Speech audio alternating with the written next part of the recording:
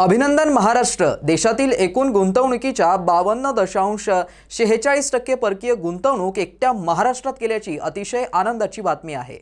गेले 2 वर्ष सातत्याने परकीय गुंतवणूक आकर्षित करण्यात क्रमांक 1 वर असलेल्या आपल्या महाराष्ट्रातून 2024 व 25 या आर्थिक वर्षाच्या पहिल्याच तिमाहीत सुद्धा सर्वाधिक गुंतवणूक करण्यात आली आहे।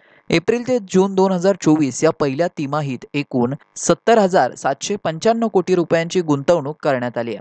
दुसऱ्या क्रमांकावरील कर्नाटकामध्ये 19,059 कोटी रुपयांची, तर तिसऱ्या क्रमांकावरील दिल्लीमध्ये 10,788 कोटी, चौथ्या क्रमांकावरील तेलंगणा येथे 9,023 कोटी, तर पाचव्या क्रमांकावरील गुजरात येथे 8,508 कोटी, आठव्या क्रमांकावरील तमिळनाडूमध्ये 8,325 कोटी, तर सातव्या क्रमांकावरील हरियाणामध्ये 5,818 कोटी, आठव्या क्रमांकावरील उत्तर प्रदेशमध्ये 370 कोटी, तर नवव्या क्रमांकावरील राजस्थानमध्ये 311 कोटी।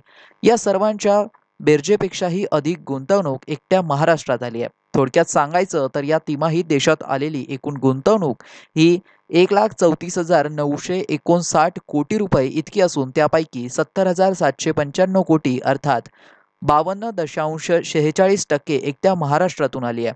यापूर्वी म्हणजेच 2022 व 23 मध्ये 1,18,422 कोटी कर्नाटक, दिल्ली, गुजरात यांच्या एकत्रित बेरजेपेक्षा अधिक आणि 2023 व 24 मध्ये 1,25,101 कोटी म्हणजेच गुजरातपेक्षा दुपटीहून अधिक आणि गुजरात अधिक कर्नाटक यांच्या बेरजेहूनही अधिक होती।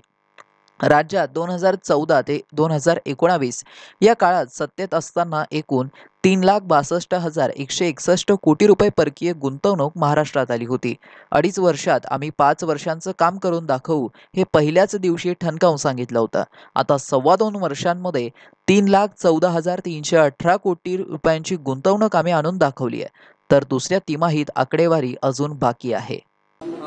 ही अत्यंत आनंदाची गोष्ट आहे की महाराष्ट्राने एफडीआयचे थेट परकीय गुंतवणुकीचे सगळे रेकॉर्ड तोडलेले आहेत आणि यावर्षी एकूण देशात आलेल्या गुंतवणुकीच्या 52% गुंतवणूक एकट्या महाराष्ट्रात आली आहे। म्हणजे देशातल्या सगळ्या राज्यातली गुंतवणूक एकत्रित केली तरीही महाराष्ट्रातली गुंतवणूक त्यापेक्षा जास्त आहे। आपल्याला कल्पना आहे की 2020 साली 2021 साली महाराष्ट्र गुंतवणुकीत मागे गेला होता।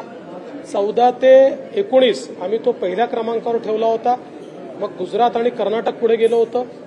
ज्यावेळेस सरकार आल्यावर माझ्या पहिल्याच इंटरव्ह्यूत मी सांगितलं होतं की थेट परकीय गुंतवणुकीत पुन्हा महाराष्ट्राला क्रमांक 1 वर आणू।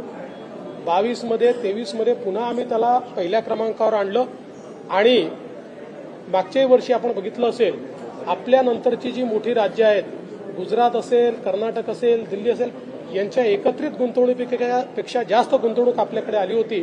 पण यावेळेस तर आपण सगळे रेकॉर्ड तोडलेले आहेत आणि 52% गुंतवणूक एकट्या महाराष्ट्रामध्ये आलेली आहे।